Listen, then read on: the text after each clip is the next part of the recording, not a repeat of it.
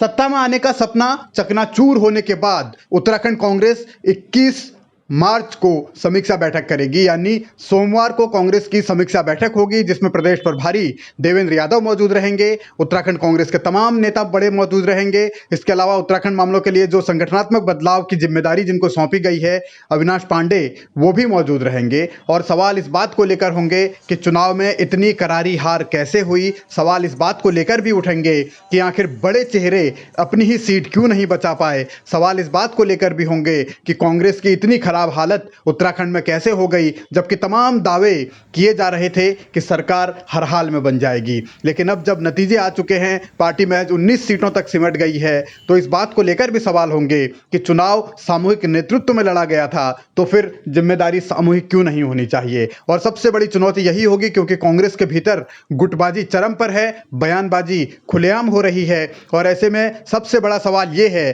कि सामूहिक जिम्मेदारी अगर थी तो फिर इस्तीफा सिर्फ प्रदेश अध्यक्ष का ही क्यों लिया गया, क्योंकि गणेश गोदियाल को हटाया जा चुका है, उनसे इस्तीफा लिया जा चुका है। और चुनाव के दरमियान गणेश गोदियाल खुद अपनी सीट भी हार गए। समीक्षा इस बात की भी होगी कि किन किन मुद्दों ने कांग्रेस को डैमेज किया। हरीश रावत पहले ही जिक्र कर चुके हैं कि मुस्लिम यूनिवर्सिटी का मुद्दा कांग्रेस के गले की हड्डी बन गया।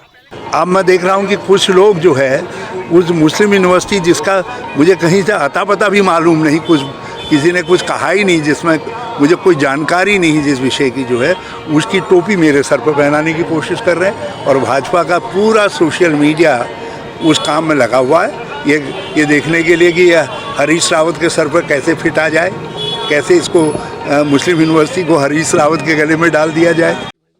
मुस्लिम यूनिवर्सिटी के मुद्दे पर आगे भी बहस होती रहेगी। इसने कांग्रेस को कितना डैमेज किया, ये बात खुद हरीश रावत कह रहे हैं, तो इसकी समीक्षा भी होगी। लेकिन गंभीर मसला ये है कि गणेश गोदियाल जब चुनाव में बिजी थे तब उनके पीछे कई नेताओं को पदाधिकारी बनाया गया। कांग्रेस में यह परंपरा रही है कि प्रदेश प्रभारी ही राज्य में महामंत्री या फिर उपाध्यक्ष नियुक्त कर सकता है। लेकिन हैरानी इस बात की है कि गणेश गोदियाल की जानकारी के बिना उनके डिजिटल दस्तखत का सहारा लेकर नेताओं को जिम्मेदारियां सौंपी गई और उस नेता को भी महामंत्री से उपाध्यक्ष बनाया जो मुस्लिम यूनिवर्सिटी का मुद्दा उछाल कर लाया। और सवाल ये कि जब चुनाव सामूहिक नेतृत्व में ही लड़ा गया था तो फिर जिम्मेदारी सिर्फ एक नेता की कैसे हो सकती है, यानी सिर्फ प्रदेश के अध्यक्ष का इस्तीफा लेकर ही कांग्रेस कैसे बच सकती है। तो इस बात की भी समीक्षा होगी कि क्या सीएलपी लीडर की चुनाव में कोई जिम्मेदारी नहीं, क्या उनकी सिर्फ अपनी सीट तक की जिम्मेदारी थी। और सवाल प्रदेश प्रभारी की भूमिका पर भी गंभीर हैं क्योंकि उन्होंने जो काम करना चाहिए था वो नहीं किया। ये भी आरोप अब कांग्रेस के सीनियर नेता लगातार लगा रहे हैं।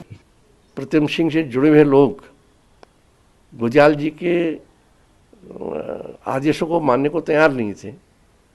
वो जो है गोदियाल जी जो निर्णय करते थे उसके विपरीत चलते थे, तो इसमें कहाँ पर काम चल सकता था। इसको देखने का काम प्रभारी का था, उन्होंने करना चाहिए था, ये नहीं हो पाया।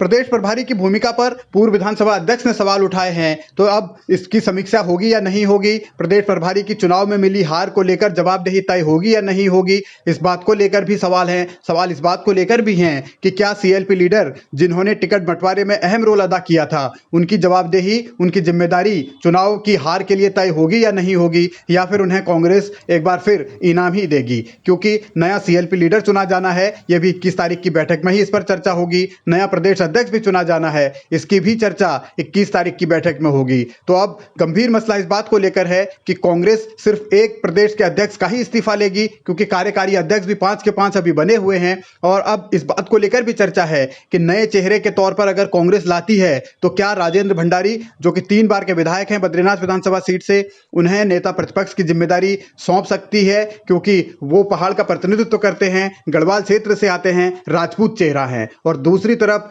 प्रकाश जोशी का नाम प्रदेश अध्यक्ष के तौर पर लिया जा रहा है। ये माना जा रहा है कि समीकरण अगर साधने होंगे, क्योंकि वो कुमाऊं के हैं, ब्राह्मण हैं, तो क्या तमाम समीकरण कांग्रेस इस रूप में बिठा सकती है या फिर कुछ और नया लेकर पार्टी सामने आएगी।